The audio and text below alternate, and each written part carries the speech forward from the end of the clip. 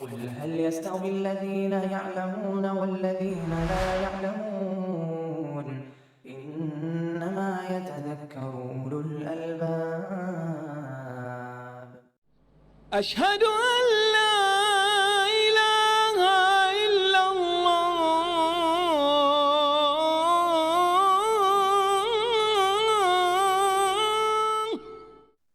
بسم الله الرحمن الرحيم.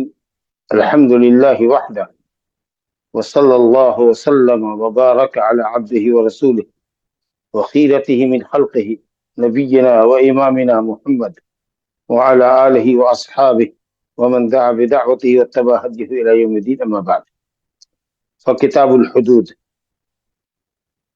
الحديث الأول عن أنس بن مالك رضي الله عنه قال: قدم ناس من عقل أو عرينة فاجتووا المدينة فأمر لهم النبي صلى الله عليه وسلم بلقاح وأمرهم أن يشربوا من أبوالها وألبانها فانطلقوا فلما صحوا قتلوا راعي النبي صلى الله عليه وسلم واستاقوا النعم فجاء الخبر في أول النهار فبعث في آثارهم فلما ارتفع النهار جيء بهم فأمر فقطعت أيديهم وأرجلهم من خلاف وسمرت أعينهم وتركوا في الحرة يستسقون فلا يسقون. قال أبو قلابة: فهؤلاء سرقوا وقتلوا وكفروا بعد إيمانهم وحاربوا الله ورسوله أخرجه الجماعة. اجتويت البلاد إذا كرهتها وإن كانت موافقة واستوبعتها إذا لم تكن توافقك. کتاب الحدود، حدود جمع حد کی، اور حد کہتے ہیں منع، دو چیز کے درمیان جو شے مانع ہوتی ہے، جو دونوں کو ملنے سے روکتی ہے، اس کو حد کہتے ہیں. جیسے زمین کی حدیں ہوتی ہیں، ہر آدمی کی اپنی اپنی زمین کی حد ہوتی ہے، باؤنڈری ہوتی ہے، یا اسی طریقے سے ملکوں کی سرحدیں ہوتی ہیں، کچھ بیریئر لگا ہوتا ہے، دیوار ہوتی ہے، یا کٹیلے تاروں سے گھیر دیا گیا ہوتا ہے. گویا کہ ہر وہ چیز جو دو چیز کو ملنے سے روکتی ہے اس کو حد کہتے ہیں. اور حد کا اطلاق یا حدود کا اطلاق اللہ سبحانہ وتعالیٰ کے اوامر اور نواہی پر بھی ہوا ہے. قرآن نے کہا: تلک حدود اللہ فلا تقربوها، اور کئی مقامات پر اللہ نے کہا: تلک حدود اللہ فلا تعتدوها. یہ سب اللہ کی حدیں ہیں، ان سے قریب مت ہو. منکرات اور نواہی کا ذکر کرنے کے بعد اللہ کہتا ہے کہ یہ اللہ کی حدود ہے، ان کے قریب مت ہو. نواہی سے روکنے کے لیے کہا جاتا ہے کہ قریب بھی مت جاؤ، کرنا تو دور ہے، اس کے قریب بھی نہ پھٹکو. اور اوامر کی بجا آوری کے لیے کہا جاتا ہے: تلک حدود اللہ فلا تعتدوها، یہ اللہ کی مقررہ حدیں ہیں، ان کو بجا لاؤ، تجاوز حد نہ کرو، حد کو پار مت کرو. تو جہاں فلا تعتدوها ہے وہاں اوامر کی بجا آوری مراد ہے، اور جہاں تلک حدود اللہ فلا تقربوها ہے وہاں نواہی سے اجتناب، اور اجتناب میں مبالغہ مطلوب.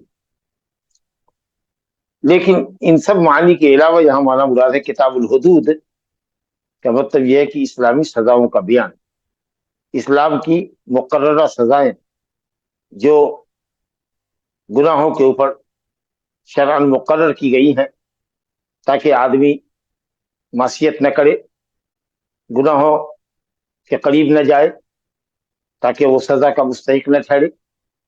اس طریقے سے وہ خود بھی پاک ہوگا، اور اگر سزا دے دی جاتی ہے مجرم کو تو وہ پاک ہو جاتا ہے، اور سزا اس کے گناہ کا آخرت کے لیے بھی کفارہ ہو جائے گی. اور اسی طریقے سے معاشرہ اور سوسائٹی بھی جرم سے بہت حد تک پاک ہو جائے گی، اور لوگ اپنی جان اور اپنے مال اور عزت و آبرو کے تئیں مامون اور محفوظ ہو جائیں گے. تو بڑی عظیم حکمت ہے اللہ سبحانہ وتعالیٰ کی مقرر کردہ سزاؤں کے اندر. چنانچہ ان سزاؤں کے اندر بھی خود انسان کے لیے، مجرم کے لیے، اور جیسے دوسرے مجرمین کے لیے، اور معاشرے میں بسنے والے، معاشرے میں رہنے والے افراد کے لیے رحمت اور رافت ہے. اسے یہ کہنا کہ اسلام کی سزائیں کٹھور ہیں، سخت ہیں، سنگین ہیں، جرم کے مقابلے میں یا جرم کی نوعیتوں کے اعتبار سے یہ سزائیں بھی بڑی عادلانہ ہیں، اور اس میں بھی رحمت کا پہلو غالب ہے۔ اسلام انتقام کا قائل نہیں، اسلام امن اور عافیت کا قائل ہے، اور امن و عافیت کو بحال رکھنے کے لیے اسلام نے سزائیں مقرر کی، اور سزاؤں کے نفاذ کے بعد خود مجرم گناہوں سے پاک ہو جاتا ہے، دوسرے مجرمین کے حوصلے پست ہو جاتے ہیں، معاشرہ پاک ہو جاتا ہے، اور جیسا کہ میں نے عرض کیا کہ لوگ اپنی جان، مالی عزت و آبرو کے تئیں اطمینان اور سکون کی کیفیت محسوس کرتے ہیں۔ اس میں بھی اگر جرم بچے سے ہو، کسی پاگل دیوانے سے ہو، تو اسلام میں سزائیں نافذ نہیں کی جاتی، تو بہت سارے ٹرم کنڈیشنز ہیں۔ اس لیے یہ سمجھنا کہ اسلام کی سزائیں بڑی سخت ہے، یہ حقیقت سے یا حقائق سے بے خبری، اور الحمدللہ جہاں اسلام کی سزائیں نفاذ میں ہیں، عمل میں ہیں، وہاں جرم کا گراف بہت نیچے ہے، بہت کم ہے۔ بہرحال مختلف جرموں کی مختلف سزائیں قرآن اور حدیث میں آئی ہے۔ الزانیۃ والزانی فاجلدوا كل واحد منهما 100 جلدہ، فاجلدوا كل واحد منهما 100 جلدہ، خطاب کس کو ہے؟ عمرا کو، حکام کو، یا ان کے نائبین کو، ججز کو، جو عدالتوں میں بیٹھے ہوئے اسلامی حکمرانوں کے نائبین۔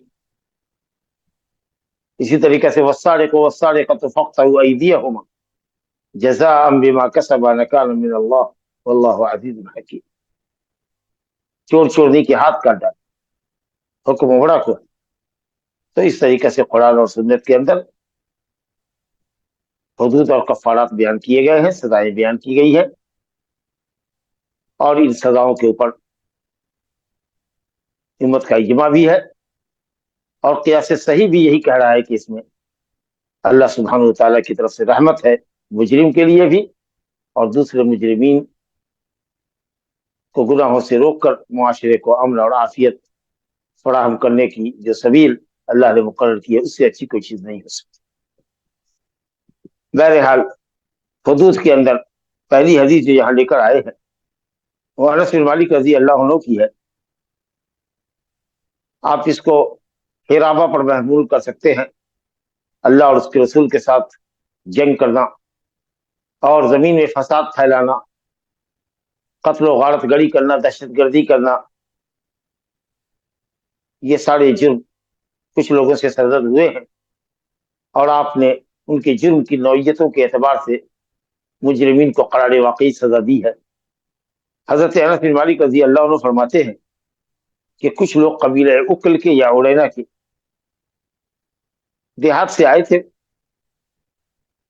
مسلمان ہو گئے، مدینہ میں آئے، مسلمان ہو گئے، لیکن چونکہ کھلی جگہ سے آئے تھے، دیہات سے آئے تھے، شہر کی آب و ہوا، مدینے کی آب و ہوا ان کو بہت زیادہ راس نہیں آئی، اور وہ بیمار رہنے لگے۔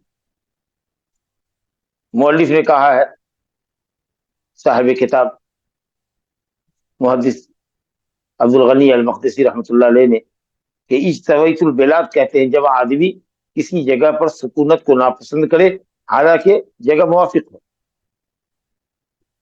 لیکن وہ وہاں رہنا نہیں چاہتا، اور اگر جگہ وبائی ہو جو اس کی طبیعت اور مزاج سے بالکل میل نہیں کھاتا، تب اس کو کہتے ہیں استوبات ہوا، میں نے اس جگہ کو وبائی سمجھ کر کے چھوڑ۔ بہرحال جب یہ یہاں آئے مدینے میں تو بیمار رہنے لگے، پیٹ کی تکلیف ہو گئی، اور مدینے میں رہنے کو راضی نہیں ہوئے۔ مدینے میں سکونت ان کو پسند نہیں آئی۔ نبی کریم صلی اللہ علیہ وسلم حکیم تھے، آپ نے ان کی بیماری اور بیماری کا علاج دونوں ہی سمجھا۔ آپ گویا کہ طبیب الابدان بھی تھے اور طبیب الادیان بھی تھے، دینی احکام اور مسائل سے بھی لوگوں کو وشواس کراتے تھے، اور بہت سی بیماریوں کا علاج بھی آپ نے بیان فرمایا ہے۔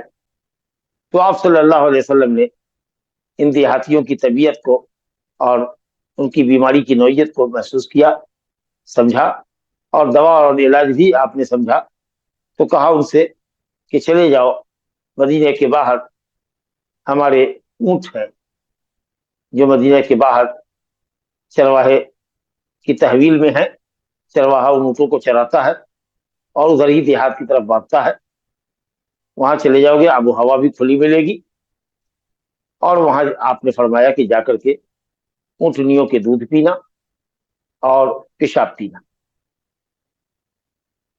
لقاح، لقاح کی جمع ہے، دودھار اونٹنی کو لقاح کہتے ہیں۔ جاؤ وہاں دودھار اونٹنیاں ہیں ہماری، اور جا کر کے پیشاب بھی پینا اور دودھ بھی پینا۔ معلوم ہوا کہ اونٹ کا پیشاب دوا ہے، اور کئی اہم امراض کے اندر طب قدیم اور طب جدید نے اونٹ کی پیشاب کو مفید بتایا ہے، اور یہ کہ وہ پاک بھی ہے، کیونکہ اگر پاک نہیں ہوتا تو آپ بطور دوا بھی استعمال کرنے کا حکم نہیں فرماتے، کیونکہ جو چیز ناپاک ہے، حرام ہے، اللہ نے اس چیز کے اندر شفا نہیں رکھی۔ اور جب اونٹ کا پیشاب، جب اونٹ کا پیشاب پاک ہے، تو اسی طریقے سے جتنے بھی معقول اللام جانور ہیں، گائے ہو، بیل ہو، بکرا ہو، بکری ہو، جن کا گوشت ہمارے لیے حلال ہے، ان کے پیشاب پاک ہے۔ تو کہا کہ جا کے پیشاب پینا اور اونٹنیوں کے دودھ پینا۔ چنانچہ فنطلقوا، وہ لوگ گئے، چلے گئے۔ فلما صحوا، جب صحت یاب ہو گئے، بیماری ان کی ختم ہو گئی، اور بیماری کی وجہ سے جو چھریرے ہو گئے تھے، دبلے پتلے ہو گئے تھے، لاغر ہو گئے تھے، اب ماشاء اللہ توانا اور فربا اور تندرست ہو گئے، تو انہوں نے نمک حرامی کی، اللہ سبحانہ تعالیٰ کی نعمت کے ساتھ کفر کیا۔ قتل راعی النبی صلی اللہ علیہ وسلم، انہوں نے نبی صلی اللہ علیہ وسلم کے چرواہے کو قتل کر دیا۔ وسطاق النعام، اور چوپایوں کو، اونٹوں کو ہکا لے گئے۔ یہ دہشت گردی ہوئی، ڈکیتی ہوئی، مال و متاع لے کر کے بھاگ گئے۔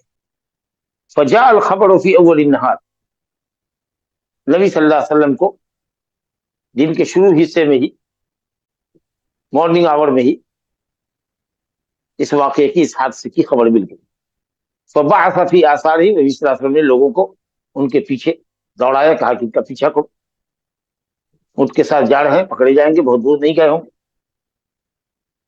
اور بالآخر دن چڑھتے چڑھتے 10-11 بجے کے قریب شاید، جب دن چڑھ گیا یا اس سے پہلے، تو سب کے سب پکڑ کر کے لے آئے گئے اونٹوں کے ساتھ، جتنے وہ سب بھگوڑے دہشت گرد ڈاکو سب تھے، محاربین، زمین میں فساد پھیلانے والے، نمک حرام، یہ سب پکڑے گئے اور سب کو لایا گیا۔ نبی صلی اللہ علیہ وسلم نے حکم فرمایا کہ ان کے ہاتھ اور ان کے پاؤں الٹی سیدھی میں کاٹو، داہنا ہاتھ کاٹو، بایاں پاؤں کاٹو، الٹی سیدھی میں کاٹو۔ وسمرت اعینہم، اور ان کی آنکھوں میں گرم سلائی ڈال دی گئی، وہ جو لوہے کی سلائی ہوتی ہے سرمہ دانی میں، جس سے عورتیں یا مرد سرمہ لگاتے ہیں، وہ لوہے کی سلائی گرما کر ان کی آنکھوں میں پہنا دی گئی، جس کی وجہ سے ان کی آنکھیں بہہ گئی۔ اور وہ اس لیے کہ انہوں نے بھی نبی صلی اللہ علیہ وسلم کے چرواہے کے ساتھ یہی سلوک کیا، جیسا کہ دوسری روایت میں آیا۔ وَتُرِكُوا فِي الْحَرَّةِ، اور ہررہ میں ان کو چھوڑ دیا گیا۔ مدینے میں 2 ہررہ ہے، ہررہ شرقیہ، ہررہ غربیہ، پچھم کی طرف کا ہررہ اور پورب کی طرف۔ ہررہ اس زمین کو کہتے ہیں جہاں کالے پتھروں کا کے ٹکڑے بہت کثرت سے رکھے ہوئے ہوں، تو ہررہ شرقیہ، ہررہ غربیہ، 2 ہررہ ہے جہاں بڑے چھوٹے ٹکڑے پتھر کے بکثرت، سیاہ پتھر کے ٹکڑے پھیلے ہوئے، تو ان کو ہررے میں چھوڑ دیا گیا۔ یستسقون، وہ پانی طلب کر رہے تھے پیاس کی شدت سے، کیونکہ زمین تپ رہی تھی، اور نصف النہار کے اندر چلچلاتی ہوئی دھوپ میں آپ سمجھ سکتے ہیں کہ سورج آگ کے انگارے برسا رہا تھا، تو مٹی کو کھا رہے تھے، پانی طلب کر رہے تھے، اور پانی نہ ملنے کی صورت میں مٹی کو چوس رہے تھے، لیکن آپ نے کہا کہ پانی کی ایک بند بھی ان کو نہ دی جائے، انما حراموں کو۔ انہوں نے دودھ بہت پیا ہے، اور اس احسان کا بدلہ یہ دیا کہ چرواہے کو قتل کیا، دہشت گردی کی، اسلام سے مرتد ہو گئے، یہ سارا جرم ان کے اوپر ہے، ساری دفعات ان کے اوپر लगाई जा रही हैं, ये लग सकती है इस्लामी अदालत के अंदर, इसलिए इनको तड़प लेना, यहां तक के तरफ तरफ करके इन्होंने जान दिया। अबू किलाबा कहते हैं कि फहाउलाई सरकू, ये सजा इनको क्यों दी गई थी? क्योंकि इन्होंने चोरी की थी। वह कत्ल, और इन्होंने चरवाहे को कत्ल किया था। वह कफरू बाद ईमान नहीं, और ईमान लाने के बाद इन्होंने कुफ्र और इर्तिदाद की राह इख्तियार की।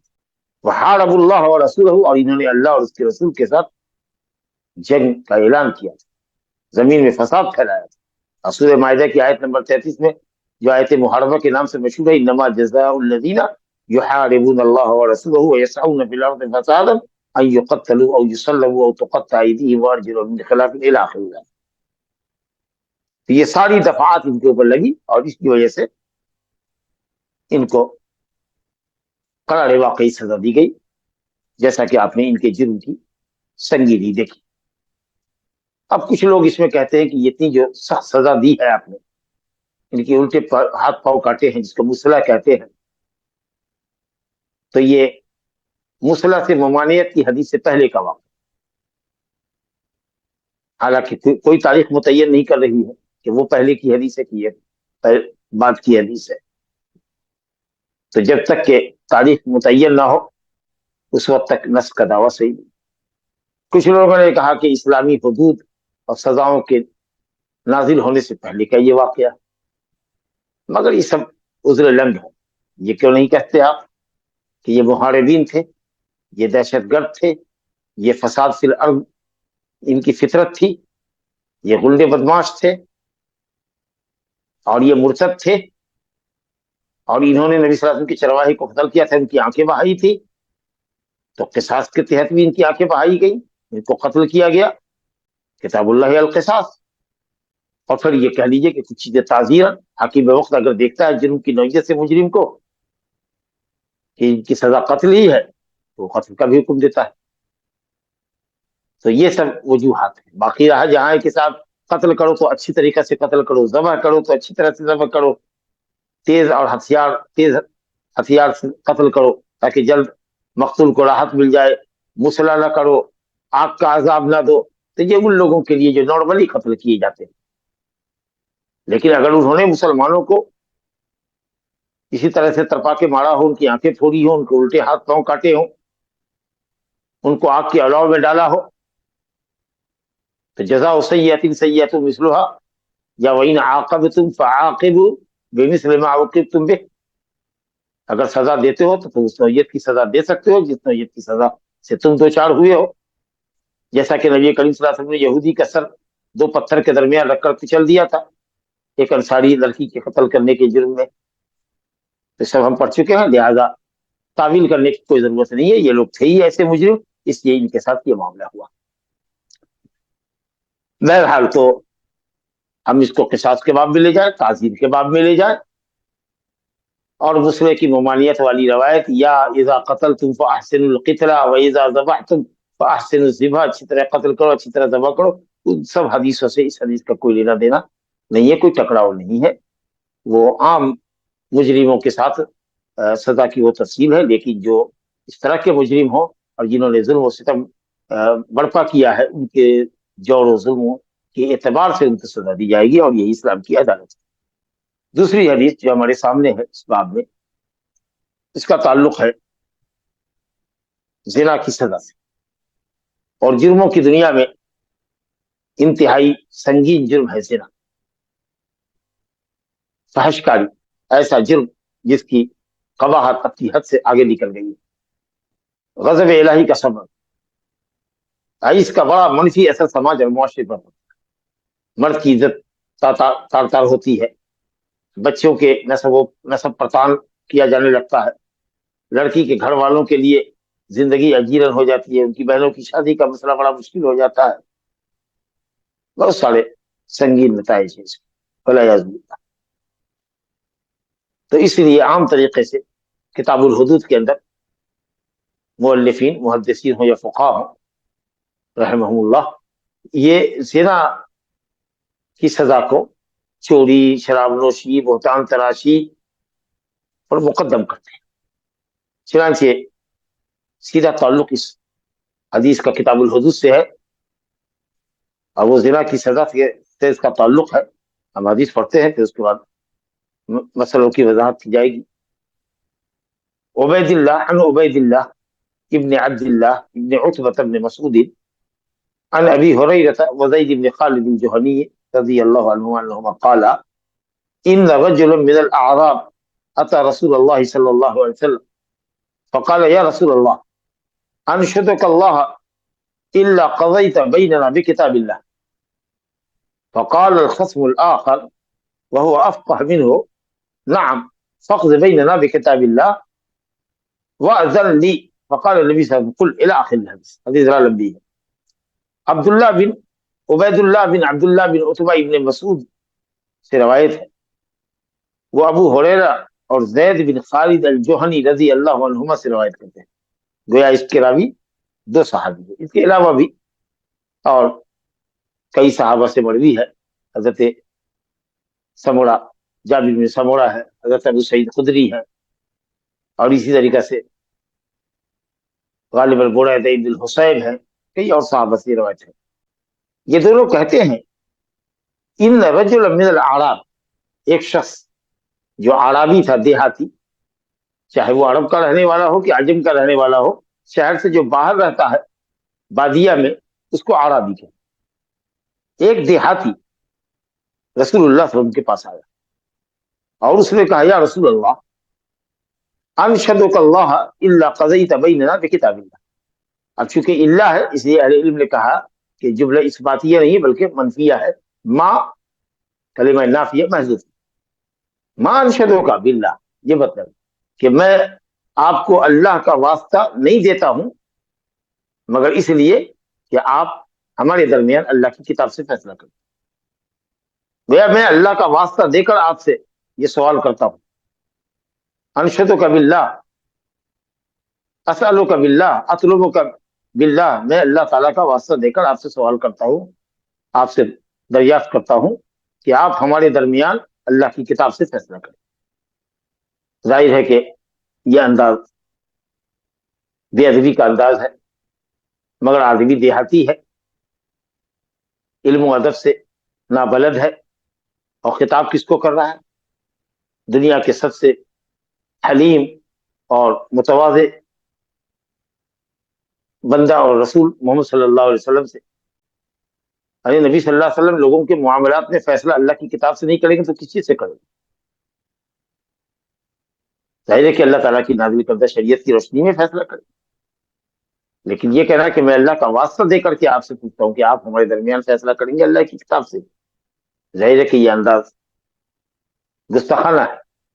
مگر آپ نے علم سے کام لیا, کچھ جواب نہیں. کا مطلب یہ ہے کہ سائل اگر کہیں اجٹ پنا کرے, بے وقوفی دکھائے سوال کرنے کے اندر, اور علم و ادب سے خالی ہو, تو مسئول کو, شخص مسئول کو, مفتی کو, عالم کو چاہیے کہ وہ صبر کرے.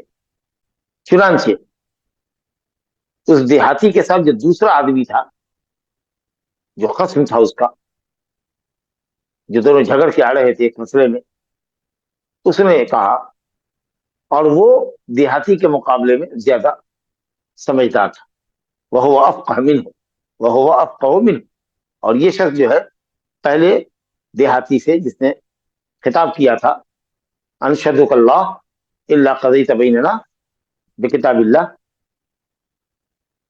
اس کے مقابلے میں یہ شخص جو کہہ رہا ہے یہ زیادہ فقیر تھا. یہ راوی نے محسوس کیا اس کے سوال سے, یا یہ کہ شاید یہ شہری رہا ہوگا, مدینے کے اطراف میں رہنے والا رہا ہوگا, اور وہ شخص دیہاتی رہا ہوگا.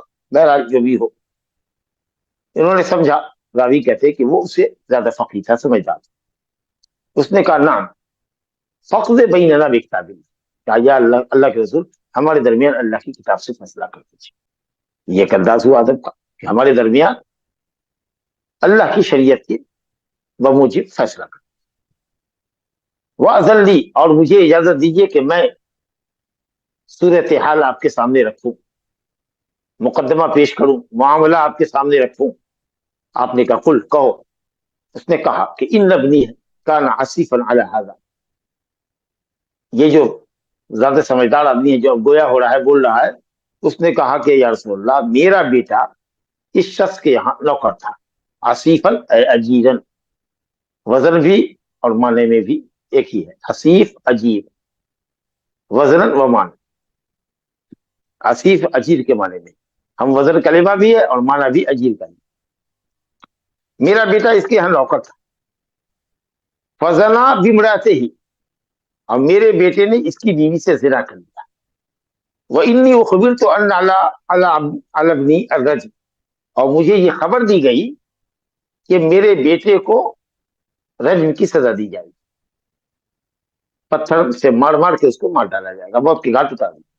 न बहुत बड़ा पत्थर होना चाहिए, न एकदम छोटी कंकड़ी होनी चाहिए, दरमियानी साइज का पत्थर, ये रज्म है, इसको रज्म कर दिया जाए। अब मैंने पेशकश की कि ऐसा करो कि 100 बकरी ले लो हमसे और एक लौंडी देते हैं, और मेरे बेटे के जुर्म को माफ कर दो, या रज्म की जो सजा है उसको हटा दो। बात हो गई। अब किस बेवकूफ ने ये फतवा दिया था, किस जाहिल ने ये फतवा दिया था? बहरहाल वो था जाहिल, फतवा नहीं देना चाहिए था। तो ये शख्स जिसका बेटा है उसको शुबा हुआ कि फतवा सही नहीं लगता है, चुनांचे इसने कहा कि मैंने अहले इल्म से दरियाफ्त किया, अपने इलाके के अहले इल्म से दरियाफ्त किया होगा। तो उन्होंने कहा कि मेरे बेटे पर 100 कोड़ा है और 1 साल की जलावतनी। वह आजाद लड़का है, बालिग है, आकिल है, तो 100 कोड़े लगाए जाएंगे और 1 साल के लिए शहर से या अपनी बस्ती से दूर भेज दिया जाएगा, जहां उसके लिए गुनाह करना मुश्किल हो। गोया कुआरे की सजा 100 कोड़ा और 1 साल की जलावतनी, यही मर्द के लिए भी है और औरत के लिए भी। वह अन्ना अलबरा से हाजा अर्रज, और इसकी बीवी पर, इस देहाती की बीवी पर रज्म, क्योंकि ये शादीशुदा है। रसूलुल्लाह सल्लल्लाहु अलैहि वसल्लम ने फरमाया, वल्लज़ी नफ्सी बियदिही, कसम अल्लाह, उस जात की जिसके हाथ में मेरी जान, ये कसम आपने क्यों खाई? ताकि दोनों को फैसले पर यकीन हो, खासकर वो देहाती, जो देहाती था, कसम के बाद उसको यकीन हो जाए कि जो फैसला हुआ है वो अल्लाह की किताब की रोशनी होगा। तो यहाँ जरूरत थी कसम खाई। हालांकि अहम मसाइल में मसले की अहमियत को बताने के लिए बिला जरूरत भी कसम खाई जा सकती है, लेकिन यहाँ अहले इल्म ने कहा कि जरूरत थी कि दोनों को यकीन हो जाए, और खासकर उस देहाती को जिसने गुहार लगाई थी, जिसने निदा लगाई थी कि आपको अल्लाह का वास्ता है, आप हमारे दरमियान किताबुल्लाह की सिवा किसी और चीज से फैसला नहीं कीजिएगा। तो कहा कि मैं जरूर भी जरूर तुम दोनों के दरमियान अल्लाह की किताब की रोशनी में फैसला करूंगा। अल वलीदतु वल गनम रद्दुन अलैक, लौंडी और बकरी, उस शहरी को कहा जिसका बच्चा था, लड़का था जिसने जिना किया था, कहा कि तुम्हारी लौंडी और तुम्हारी बकरियां 100 तुम पर पलटा दी जाएंगी, यानी उसकी जरूरत नहीं है, और अगर ये ले लेता तो बातिल तरीके से माल खाना होता और शरीयत की खिलाफ वर्जी होती। लिहाजा बकरियां और लौंडी अपनी वापस लो, और तुम्हारे बेटे पर 100 कोड़ा है और 1 साल की जलावतनी। और जिसने पहली मर्तबा फतवा दिया था जाहिलों ने, उसने सिर्फ लड़के के मुतालिक तो फैसला दिया कि एक लौंडी और 100 बकरी दो, लेकिन जो जानिया कह लीजिए या मजनिया कह लीजिए, जिससे जिनाकारी हुई थी या जिससे जिनाकारी की गई थी, उस सिलसिले में कोई ऑर्डर नहीं दिया, कोई फैसला नहीं इस बात। तो जैसे अहले इल्म ने कहा कि इसकी बीवी चूंकि शादीशुदा है उसको रज्म की सजा मिलेगी, नबी सल्लल्लाहु अलैहि वसल्लम ने भी फरमाया कि वक़्त या उनैस लिरजुलिन मिन असलम, कबीला असलम के ही एक शख्स को जिसका नाम उनैस था, कहा उनैस सुबह चले जाना इस देहाती की बीवी के पास, अगर वो जुर्म का एतराफ कर लेती है तो उसको रज्म कर दो। गोया के सजा को नाफिज करने के लिए नबी करीम सल्लल्लाहु अलैहि वसल्लम ने अपनी तारीफ से एक वकील मुतय्यन कर दिया। फगदा अलैहा, चुनांचे सुबह होकर उनैस गए उस औरत के पास और उससे दरियाफ्त किया कि क्या तुम अपने मुलाजिम और मजदूर के साथ तुमने ज़िनाकारी की है? उसने इतराफ किया। रसूलुल्लाह सल्लल्लाहु अलैहि वसल्लम ने उस औरत को सजा देने का हुक्म फरमाया, फरुजिमत, चुनांचे वो रज्म कर दी गई। آپ نے بہت واضح طریقے سے سمجھ لیا کہ زانی اور زانیہ میں سے جو بھی باقر ہے، غیر شادی شدہ ہے، یعنی نکاح شرعی کے ذریعے ایک مرتبہ بھی ابھی مجامعت اس نے بیوی سے نہیں کی ہے، یا عورت نے نکاح شرعی کے ذریعے ایک مرتبہ بھی کسی مرد سے جسمانی تعلق قائم نہیں کیا ہے، اس کو کہتے ہیں کنوارا، کنواری ہماری زبان میں، باقر اور باقرہ۔ تو اس کی سزا ہے 100 کوڑے اور 1 سال کی جلاوطن، صحیح قول کے مطابق۔ کچھ لوگ کہتے ہیں کہ 100 کوڑا تو ٹھیک ہے، اور جلاوطنی حاکم کے فیصلے پر ہے، ان کی ثوابدید پر ہے، اگر ضرورت سمجھے تو کرے، نہیں سمجھے۔ لیکن حدیث میں باقاعدہ واضح ہے، خذوا عنی خذوا عنی قد جعل اللہ لہن سبیلا، مجھ سے فیصلہ لے لو، مجھ سے فیصلہ لے لو۔ البکر بالبکر جلد 100 وتغریب عام، باقر اگر باقرہ سے زنا کرتا ہے تو 100 کوڑے اور 1 سال کی جلاوطن۔ تو صحیح قول یہ ہے کہ مرد ہو یا عورت آزاد ہے تو دونوں کو 100 کوڑے لگیں گے، اگر دونوں کنوارے کنواری ہیں تو، باقر ہے تو، اور 1 سال کی جلاوطن۔ اور اگر ایک کنوارا ہے تو اس کو یہ سزا ملے گی، اور جو دوسرا فریق اگر شادی شدہ ہے، ایک مرتبہ بھی مجامعت شرعی نکاح کے ذریعے ثابت ہو گئی ہے، تو وہ محسن کہلائے گا، شادی شدہ کہلائے گا، عورت محسنہ کہلائے گی، اور اس کی سزا اسلام میں رجم ہے۔ لہذا رجم کا انکار کرنا، جیسا کہ خوارج اور بعض سے گمراہ لوگ کرتے ہیں، یہ متفق علیہ روایت کی خلاف ورزی ہے۔ اور حضرت عمر فاروق رضی اللہ عنہ نے فرمایا کہ رجم کی آیت قرآن مجید میں تھی، ہم لوگوں نے پڑھی ہے، نبی صلی اللہ علیہ وسلم نے رجم کیا ہے، ہم نے رجم کیا ہے، لیکن تلاوت منسوخ ہو گئی، حکم باقی رہا۔ نبی صلی اللہ علیہ وسلم کے زمانے میں رجم ہوا ہے، اور ایک نہیں کئی رجم ہوا ہے۔ یہاں یہ عورت رجم کی جا رہی ہے، ماعز اسلمی کا واقعہ ہم پڑھیں گے، ان سے بھی زنا کا جرم ہو گیا تھا، اور انہوں نے تو خود ہی آ کر اقرار کیا تھا، شادی شدہ تھے، ان کو بھی رجم کیا گیا۔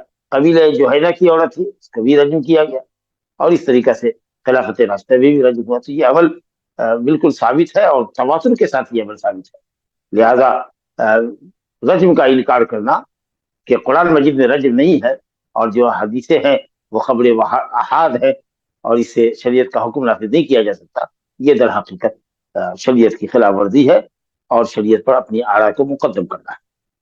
تو اب اسلامی سزا ہے، کنوارے کی سزا 100 کوڑا 1 سال کی جلاوطنی، الزانیۃ والزانی فجلدوا الزانیۃ والزانی فجلدوا کل واحد منہما 100 جلدہ، زانی اور زانیہ دونوں کو 100 کوڑے لگاؤ، یہ کنوارے کی سزا ہے، غیر شادی شدہ، غیر محصن کی۔ مگر یہ آزاد کے لیے، غلام اس سے مستثنا ہے۔ غلام اور لونڈی کے تعلق سے خاص طریقے سے اللہ نے فرمایا فَإِذَا أُحْصِنَّ فَإِنْ أَتَيْنَ بِفَاحِشَةٍ فَعَلَيْهِنَّ نِصْفُ مَا عَلَى الْمُحْصَنَاتِ مِنَ الْعَذَابِ۔ لونڈیوں کا ذکر کرنے کے بعد اللہ نے فرمایا کہ اگر وہ شادی شدہ بھی ہو جائیں اور اس کے بعد بھی کسی سے زناکاری کے جرم میں پکڑی جائیں یا اعتراف جرم کریں، تو ان کو آزاد کی سزا کا آدھی سزا دو۔ آزاد کی سزا 2 ہے ہمارے یہاں اسلامی شریعت کے اندر، 100 کوڑے ہیں، 1 سال کی جلاوطنی، اور رجم ہے۔ تو رجم کا تو نصف نہیں کیا جا سکتا، البتہ 100 کوڑے کو 50 کوڑا کیا جا سکتا۔ باقی رہا کہ 1 سال کی جلاوطنی تو آدھی ہوگی، 6 مہینے کی جلاوطنی ہوگی۔ جمہور اہل علم کہتے ہیں کہ جلاوطنی نہیں کی جائے گی، کیونکہ اس میں اس کے آقا کا نقصان ہے، حرج ہوگا، اور کچھ علماء نے کہا کہ نہیں، آزاد کی سزا 100 کوڑے کی جگہ 50 کوڑا، اور سال بھر کی جلاوطنی کے مقابلے میں 6 مہینے کی جلاوطنی اس کو بھی کی جائے گی۔ تو شادی شدہ ہو غلام، لونڈی، یا غیر شادی شدہ ہو، ان کی دونوں ہی حالت میں سزا 50 کوڑے، اور 6 مہینے کی جلاوطنی کے سلسلے میں اختلاف۔ حکم تو آیا ہے لونڈیوں کے سلسلے میں، لیکن یہی حکم علماء نے کہا ہے کہ اکثر اہل علم نے کہا ہے کہ غلام کا بھی۔ لیکن جو آزاد ہے ان کی سزا 100 کوڑے اور 1 سال کی جلاوطنی، اور شادی شدہ کی سزا رجم۔ آپ نے اس حدیث میں ایک مسئلہ یہ بھی محسوس کیا کہ اعتراف جرم کے لیے 1 مرتبہ اقرار کافی۔ ایک حدیث آئے گی، بعض اہل علم نے کہا ہے کہ 4 مرتبہ اگر اعتراف کرے گا تب وہ 4 گواہ کے قائم مقام ہوگا، اور تب اس کے اوپر جرم ثابت ہوگا. لیکن صحیح ہے کہ اگر زانی نے ایک مرتبہ اپنے جرم کا اعتراف کر لیا ہے تو وہ اعتراف ثابت ہے اور جو اسلام کی سزا ہے وہ نافذ کی جائے گی اس کے بعد. اور یہی قول مالکیہ اور شافعیہ کا. لیکن حنفیہ اور حنابلہ کا یہ ہے کہ 4 مرتبہ ان کو تکرار کرنا. اور اس کی دلیل انشاءاللہ مائز رضی اللہ عنہ کے معاملے میں آئے گی.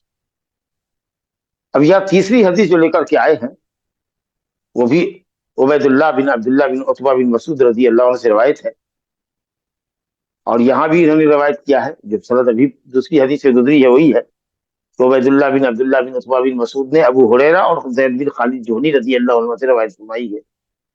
کہا کہ سئل النبی صلی اللہ علیہ وسلم عن الامۃ اذا زنت ولم تحسن. نبی کریم صلی اللہ علیہ وسلم سے دریافت کیا گیا ایسی لونڈی کے متعلق جو محسنہ نہ ہو, جس کی ابھی شادی نہ ہوئی ہو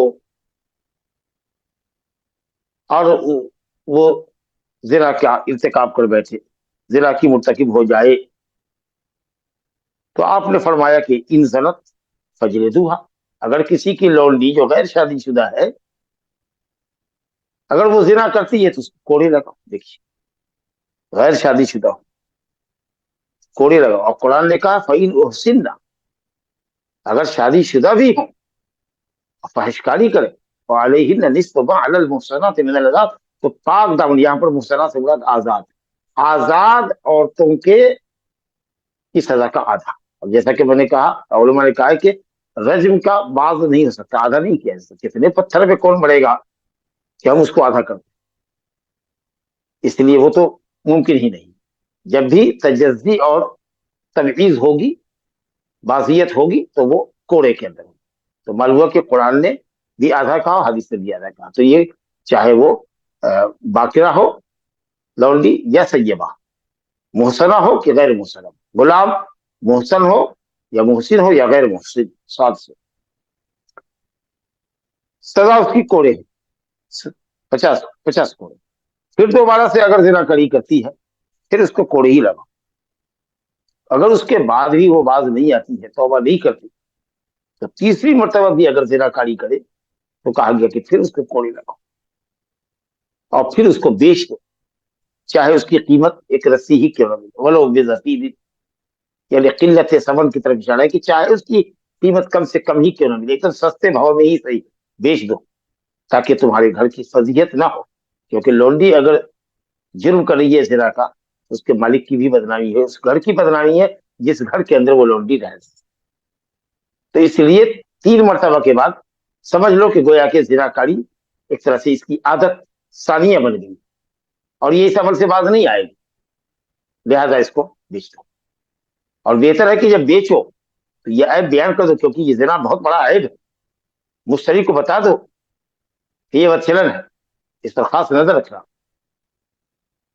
اور اگر نہیں بتایا اور پھر بعد میں اس کو پتا چلا کہ یہ غلام یا لونڈی بدچلن ہے, زناکار ہے, زانیہ ہے, زانی ہے, تو اس کو اختیار ہوگا چاہے تو رکھے چاہے تو واپس کر دے آپ کو. اب آپ یہ کہیے گا کہ آپ 4تھی مرتبہ میں اس کو بیچ رہے ہیں 3 مرتبہ کے بعد اور دوسرے کے ہاتھ بیچ رہے, تو آپ زانیہ کو رکھنا آپ نہیں پسند کریں گے اور کسی دوسرے کے ہاتھ آپ بیچ رہے. اور اگر وہ مسلمان ہو تو آپ نے کیسے دوسرے کے لیے پسند کیا جو اپنے لیے نہیں پسند کرتے. ارے بھائی, ہو سکتا ہے, ہم نے تو عیب بیان کر دیا نا, ہو سکتا ہے کہ اس کا آقا ہی خود اس کو اتنا استعمال کرے کہ وہ غیر مرد کی طرف تاکہ جھانکے ہی نہیں. ہو سکتا ہے کہ اس کی جنسی خواہش کی تسکین اس کے آقا کے یہاں نہیں ہوتی رہی ہوگی, اب جو دوسرا آقا ملا ہے وہ ہو سکتا ہے کہ اس کی ضرورت پوری کر دے. ہو سکتا ہے کہ اس کو اتنے کام میں مشغول رکھے, گھر میں رکھے کہ باہر جانے ہی کی نوبت نہ آئے, اس پر سخت نگرانی اور پہرے داری رکھے. کسی بھی طریقے سے اعفاف نفس وہ کر سکتا ہے لڑکی کا, لونڈی کا. چلیے, تو کہا گیا کہ 3 مرتبہ کے بعد اس کو بیچنا, لیکن گالی گلوچ مت کر لو. کوڑا جب اسلام کی سزا مقرر ہے تو وہی سزا لگانا. اب گندی گندی بھدی بھدی گالیاں دے رہے ہیں اور پٹائی کر رہے ہیں اس کی لات سے, جوتے سے نہیں.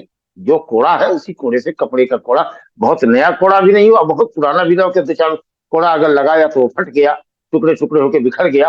ایک دم نیا بھی نہیں ہونے کپڑے کا تاکہ اس سے بہت زیادہ چوٹ لگے, تو کپڑے کا کوڑا بنا کر کے جو بہت نیا نہ ہو اور بہت پرانا نہ ہو, متوسط ہو, درمیان کا ہو, یعنی بہت نیا بھی نہ ہو اور بہت پرانا بھی نہ ہو, اور اس سے آدمی 100 کوڑے نصیب کرے. لا الہ الا اللہ. تو بہرحال فرمایا گیا کہ 100 کوڑے ایسے ہی لگیں گے آزاد کو، اور لونڈی کو چاہے محسنہ ہو کہ غیر محسنہ، شادی شدہ ہو کہ غیر شادی شدہ، اس کو 50 کوڑے ہی لگیں گے. اور جلا وطنی کے سلسلے میں اہل علم کا اختلاف. لا الہ الا اللہ.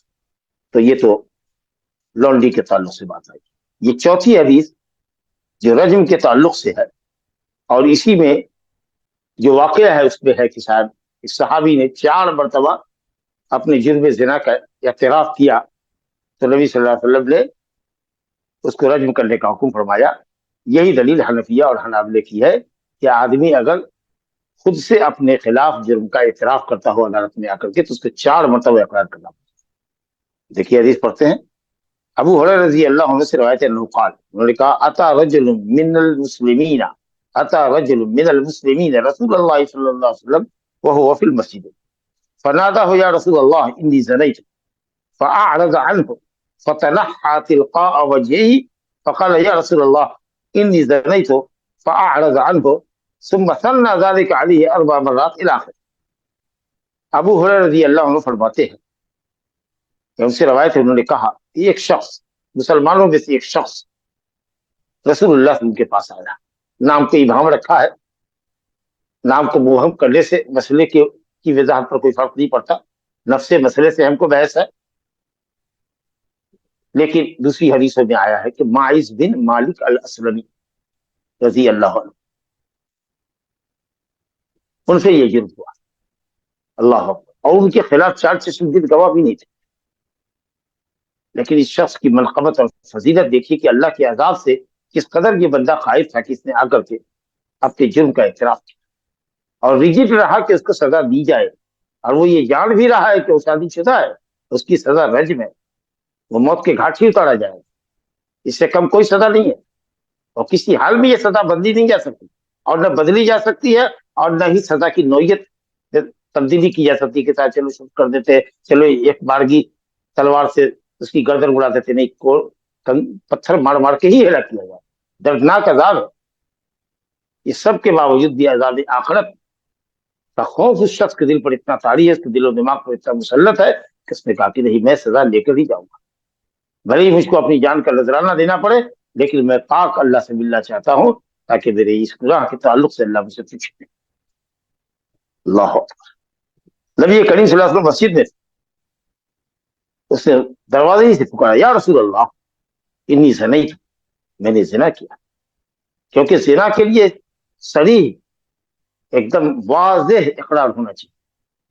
صرف یہ نہیں کہ میں کسی عورت پر واقع ہو گیا، میں کسی عورت کے پیٹ پر چڑھ گیا، اس میں وضاحت نہیں ہوتی. زنا کیا ہے جو زنا کہلاتا ہے. کئی الفاظ آئے ہیں حدیث میں. آپ صلی اللہ علیہ وسلم نے توجہ نہیں فرمائی، رخ پھیر دیا، شاید بندہ چلا جائے واپس. معاملہ اس کے رب کے درمیان ہے، کوئی اس کے خلاف گواہ نہیں ہے. اللہ سے توبہ کرے گا، سچی توبہ کو اللہ قبول فرماتا ہے. چلا جائے یہ بندہ. لیکن کہا نا کہ ان کو ضد تھی کہ ہم کو سزا ملے. جس طرف نبی صلی اللہ علیہ وسلم نے رخ پھیرا تھا، اس طرف سے آ کے کہتا ہے، یا رسول اللہ میں نے زنا کاری کی. اس طریقے سے حتی سن ذالک علیہ 4 مرات، اقرر ذالک علیہ، اس شخص نے اس اقرار کو 4 مرتبہ دہرایا. جب اس نے اپنے خلاف 4 مرتبہ گواہی دے دی، تب دیکھیے رسول اللہ صلی اللہ علیہ وسلم نے قریب کیا، بلایا، کہا کہ ابھی کا جنون، کیا تمہارے اندر جنون ہے؟ کیا تم پاگل ہو کہ پاگل پنی میں یہ اقرار کر رہے ہو؟ اللہ. کہا نہیں یا رسول اللہ، میں پاگل نہیں ہوں، صحیح الدماغ. اور لوگوں سے بھی پوچھا، کہا نہیں بہت اچھا آدمی، ٹھیک ٹھاک آدمی. آپ نے پوچھا شادی شدہ بھی ہو؟ ہاں. آپ صلی اللہ علیہ وسلم بعض روایتیں ہیں، نے فرمایا کہ ہو سکتا ہے تم نے چھوا ہوگا شہوت سے، ہو سکتا ہے تم نے بوسہ لیا ہوگا. کہا نہیں نہیں نہیں نہیں، یعنی یہ کہہ رہا ہے وہ شخص چاہ رہا ہے کہ نہیں نہیں ٹالیے مت، ہم نے وہ کیا ہے جو مرد اپنی بیوی سے کرتا ہے. جیسے سرمے دانی میں سلائی ہوتی ہے، اور جیسے कुएं के अंदर डुबाया जाता है, निकाला जाता है, डुबाया जाता है, निकाला जाता है, हमने वो किया है। इतनी सरी गवाही होती है, हत्ता कि 4 चश्मदीद गवाह भी अगर हो और चारों मर्द होने चाहिए, आदिल और सिफा होनी चाहिए, तो उन सबको भी यही कहना होगा कि उन्होंने फर्ज को फर्ज में देखा है। ये सराहत के साथ गवाही देनी होगी। अगर इशारे किराए की जुबान अगर इस्तेमाल किया गया तो गवाही कंप्लीट नहीं होगी। बल्कि अगर 3 ने सरी गवाही दी और एक ने कहा कि नहीं, हमने जिस्म को जिस्म पर चढ़ा हुआ देखा, ऊपर से कपड़ा ओढ़े हुआ था, हिल रहा था, आवाज मकरूह आवाज सुनाई पड़ रही थी, लेकिन हमने शर्मगाह के शर्मगाह में दाखिल होते हुए निकलते हुए नहीं देखा है, गवाही कल्लम हो जाएगी और तीनों को 80-80 कोड़े लगा। अल्लाह। तो कुछ सजाएं तो इस्लाम में ऐसी है कि उसकी सबूत के लिए इतनी कड़ी शर्तें हैं कि वो जुर्म साबित ही नहीं हुआ इल्ला ये कि आदमी खुद इकरार करे, जैसा कि लोगों ने इकरार किया। वरना 4 चश्मदीद गवाहों से तो जुर्म ज़िना का इस बात इतना टफ है, और वो चारों इस तरह की गवाही दे, ये शायद ही कभी हो सके तो हो सके। बहरहाल, तो ये सब पूछने के बाद हर तरीका से जब आपने तहकीक और तसब्बुत कर लिया और कहीं से भी अब ये शक शुबा की गुंजाइश नहीं रही कि इस आदमी ने कुछ गलत किया होगा या टाला जा सकता है, तब आपने कहा लोगों से, ठीक है भाई, ले जाओ इसको, ले जाओ और इसको रज्म कर दो।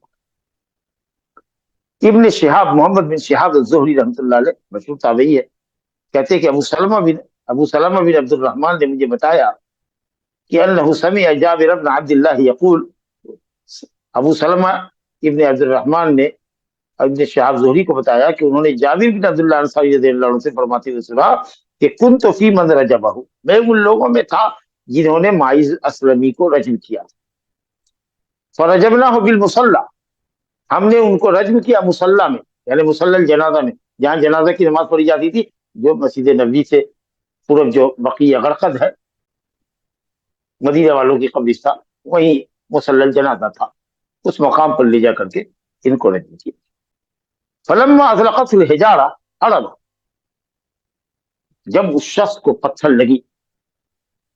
लगा और पत्थर की चोट बराबर मुसलसल लगती गई, और अब जो उसको दर्द और अलम महसूस हुआ और बेचैनी महसूस हुई,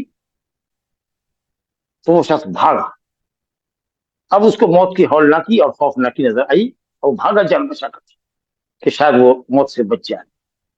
लेकिन चूंकि नबी सल्लल्लाहु अलैहि वसल्लम ने ये नहीं कहा था कि अगर भागे तो छोड़ देना, हो सकता है कि वो रुजू कर ले अपने इकरार से, तो इसलिए सहाबा ने ये सब जाके नबी सल्लल्लाहु अलैहि वसल्लम कहा कि ले जाओ इसको रज्म कर दो, इसलिए उन्होंने खदेड़ा उसको, यहाँ तक कि दूर जाकर के उसको पकड़ा और फिर वही चारों तरफ से गोल बना करके पत्थर मारने लगे, यहाँ तक कि बंदा मर गया, रहमहुल्लाह व रज़ी अल्लाहु अन्हु।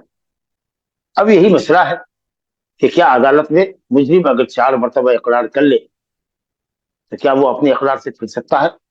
बाज़ रिवायत में कि क्यों नहीं तुम लोगों ने छोड़ दिया, अल्लाह तक तुम इज़ा हरब, जब वो भागा तो तुम छोड़ देते, हो सकता है कि वो अपने इकरार से पलट गया था। तो क्या इकरार के बाद पलटा जा सकता है? यार इनके अंदर मुख्तलिफ मसला है। लेकिन बहरहाल अगर कराइन वाज़ेह हो, इकरार करने वाले ने बिल्कुल वाज़ेह करीना बताया हो कि फलां की लड़की से या फलां औरत से उसने ज़िनाकारी की, फलां तारीख में की, वो घर से बहला करके उसको ले गया, अपनी गाड़ी से वहां गया और जंगल में गया और मकाम मुतय्यन पर उसने फलां रात को इतने बजे ज़िनाकारी की, फिर लाके उसको घर छोड़ा और घर वालों से भी पता चला कि हाँ इस वक्त के दरमियान वो औरत घर से बाहर थी, और जिस मकाम पर उससे बताया उस मकाम पर भी कराइन और आसार देखे गए। तो अब अगर ये सब कराइन साबित करते हैं कि उसका इकरार बिल्कुल सही है, ऐसा नहीं है कि तोहमत है, या ऐसा नहीं कि साहब किसी दबाव में उसने इकरार किया है, हो सकता है कि किसी एक आदमी ने ऐसा देखा हो, उसको गवाहियां मुकम्मल ना हुई हो और उसे डर हो कि ये पूरे गांव में ऐलान कर देगा, पूरे शहर में ऐलान कर देगा, तो चलो खुद ही इकरार कर लेते हैं। तो इस सब डर और खौफ की वजह से उसने ऐसा किया हो, तो अगर ये सब शुकूक शुबहात है तब तो ठीक है, वापस कर लिया जाए, उसकी इकरार से उसको फिरने दिया जाए। लेकिन अगर कराइन के साथ इसकी तमाम तफसीलात बयान की है तो अलिम ने कहा कि वो लौट नहीं सकता, अपने इकरार से लौट नहीं सकता। बहरहाल मकाम हर्रा में जाकर के हजरत जाबिर कहते हैं कि मकाम हर्रा में जाके हमने उसको पाया और उसको रजम कर दिया। अब देखिए साहिब किताब ने खुद किया कि वो रजुल कौन थे जिन्होंने खुदा कर इकरार किया था, माइज बिन मालिक अल-असलमी। اور इनके किस्से की रवायत किया है किसने? जाबिर बिन समूरा ने किया। नहीं, वहां जो मैं वादे करना चाहूँ कि वो जो मेरा बेटा इसके यहाँ नौकर था और इसकी बीवी से ज़िनाकारी की, वहां मैंने इसी जुमले को दोहराया है। वो असल में जुमला यहाँ है अबू हुरैरा की इस हदीस में, माइज असलमी के वाक़े में, वहां नहीं। कि इस किस्से को जैसे हजरत अबू हुरैरा रज़ी अल्लाह ने रवायत की है, उसी तरीके से जाबिर बिन समूरा ने भी, अब्दुल्लाह बिन अब्बास ने, अबू सईद खुदरी ने और बुरैदा इब्न हुसैब अल असलमी ने रवायत की। गोया कि ये वाकया कई लोगों से बना। तो एक तो इकरार से फिरने के ताल्लुक से कहा कि अगर कराइल मौजूद है उसके इकरार पर, तो वो अपने दावे से फिर नहीं सकता है, उसको सजा मिलेगी। और यहाँ जो है कि 4 मरतबा उसने इकरार किया, यही दलील है हनफिया की और हनाबला की कि मुजरिम को अपने जिना का जुर्म 4 मरतबा कबूल करना पड़ेगा। हालांकि आप देख रहे हैं कि नबी करीम साहब टाल रहे थे मामले की। आपने ये नहीं कहा कि तुमको 4 मरतबा इकरार करना पड़ेगा, वो जिधर आप घूम रहे थे उस तरीके तरफ आकर के वो अपने नफ्स के ऊपर इकरार कर रहे थे। और बाद रवायतों में है कि साहब 2 मरतबा आए, बाद रवायतों में कि 3 मरतबा आए, एक दफा कह के गए, फिर आए तो दोबारा इकरार किया, फिर से बारह इकरार किया, और बाद रवायत थे कि उन्होंने 4 मरतबा इकरार किया। तो ये सब अखवाल है। जबकि हमने पढ़ा है अबू हुरैरा और ज़ैद बिन खालिद जुहनी वाली रवायत में, जहाँ एक नौकर ने, आजाद नौकर ने एक आजाद शादीशुदा औरत से ज़िनाकारी की थी, तो कहा कि उग़्दु अला इमराते हाज़ा या उनैस, उनैस कल सुबह जाना इस देहाती की बीवी के पास, फ़इन अतरफ़त, और अगर वो एतराफ़ कर लेती है फर्जुहा, तो रज्म कर। तो इंशाअल्लाह ताला राजिह कौल यही है कि 1 मरतबा का इकरार काफी है। और फिर ये कहना कि साहब गवाहियां 4 होती हैं तो इसलिए इकरार भी 4 जरूरी है, ये कयास सही है। क्योंकि चोरी के लिए गवाही अगर हो तो 2 आदिल गवाह की गवाही जरूरी होती है। लेकिन अगर कोई चोर खुद इकरार करे अपने ऊपर कि उसने चोरी की है, तो एक इकरार उसके लिए काफी बात करती है। लेकिन बशर्ते के माल उसका निसाब तक पहुंचा हुआ, हद सरका तक पहुंच गया है, तो 1 मरतबा का इकरार काफी है। जबकि गवाहियां कम से कम 2 होनी चाहिए, इससे कम पर हाथ नहीं खाता। हाँ, तो जिन्होंने ये कहा कि 4 इकरार है, उनकी एक दलील ये भी है कि वो गवाहियों पर कयास करते हैं कि जिस तरीके से जुर्म ज़िना की इस बात के लिए 4 आईनी गवाह मतलूब है, उसी तरीके से 4 इकरार मतलूब है। तो इस पर रद्द करते हुए ये मालिकी और शाफिय्या की तरफ से ये कहा जा सकता है कि इकरार में और गवाही में फर्क है। जैसे कि चोर अगर इकरार करता है जुर्म का कि उसने चोरी की है, इतनी रकम जिस पर उसका हाथ काटा जा सकता है, 1 मरतबा इकरार कर लेगा तो उसका हाथ काटा जाएगा। लेकिन अगर गवाही अगर है तो एक गवाही पर हाथ नहीं काटा जाएगा जब तक कि 2 गवाही का। तो गवाही 2 है लेकिन इकरार 1 काफी है। तो इसी तरीके से गवाही अगर 4 है तब तो जिना के जुर्म साबित होगा, लेकिन इकरार 1 मरतबा से भी हो जाएगा। जैसे कि चोर का हाथ 1 मरतबा की इकरार से अगर काटा जा सकता है, तो इसी तरीके से ज़ानी का खुद का इकरार उसके अपने नफ्स के ऊपर 1 मरतबे से भी काफी होगा। और यही इंशाअल्लाह ताला राजिह कौल है। هذا وبالله التوفيق صلى الله وسلم وبارك على نبينا محمد وآله وصحبه أجمعين. जज़ाकल्लाहु खैरन शेख। وإياكم. पहला सवाल है शेख, पहली हदीस में जो चरवाहा का कत्ल हुआ था, क्या उसके घर वालों को कुछ दियत वगैरह मिली, एज उसके मर्द और माल दोनों का नुकसान हुआ? किसके माल का नुकसान हुआ? किसका? नबी सल्लल्लाहु अलैहि वसल्लम का चरवाहा था, सदक़े के ऊंट पर का चरवाहा था, और उसकी सजा हो गई। जो उसका चरवाहे का जो अब्द मालिक है, उसने उसके गुलाम के बदले में आजाद को कत्ल किया, और वो भी काफिर था, मुर्तद था, वैसे ही वो वाजिबुल कत्ल था। तो अब दियत का कहां से मसला आ गया? जी शेख, जज़ाकल्लाहु खैरन। भाई लोग अपने सवाल टाइप करिए। मैं सवाल पढ़ रहा हूँ शेख। क्या इस्लामी मुल्क जैसे सऊदी अरेबिया में हमारे जान पहचान में कोई ये कहे कि वो जिना किए, तो क्या उसे रिपोर्ट करना चाहिए पुलिस को? नहीं करना चाहिए, उसको पर्दा देना चाहिए और उसको समझाना चाहिए। जज़ाकल्लाहु खैरन शेख। माइज बिन मलिक सहाबी थे क्या? क्योंकि मुअल्लिफ जी ने रज़ियल्लाहु अन्हु लिखा है। जी जी, माइज बिन मालिक जलील कद्र साहब, इसी के किस्से में आता है कि हज्जाल नाम की एक आदमी ने आके कहा कि उन्होंने देखा है कि वो एक औरत के जिस्म पर पड़ा हुआ है।